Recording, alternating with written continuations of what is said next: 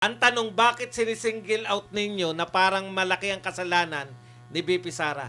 Dapat, ang pinakikinggan nyo tungkol po sa mga notice of disallowance, yung may kinalaman sa COA, si dating COA Commissioner Rowena Guanzon nagsabi po, wala pong kinalaman yung impeachment sa, hindi nyo po pwedeng ma-impeach si BP Sara dahil sa notice of disallowance.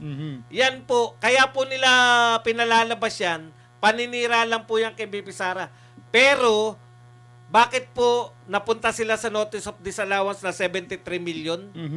Dahil pumalpak yung pinangako nilang blood bath dahil sa testimonya ni Ramil Madriaga, pumalpak sila, kaya binabalik na naman nila ngayon Sa confidential funds. fund. Yan po mga kapatid. Huwag kayong papalin lang.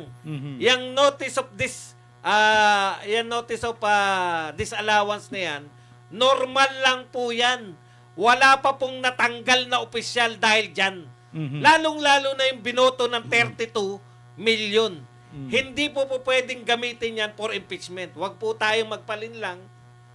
Paninira lang po yan dahil pumalpak sila kay Madriaga. Tsaka partner,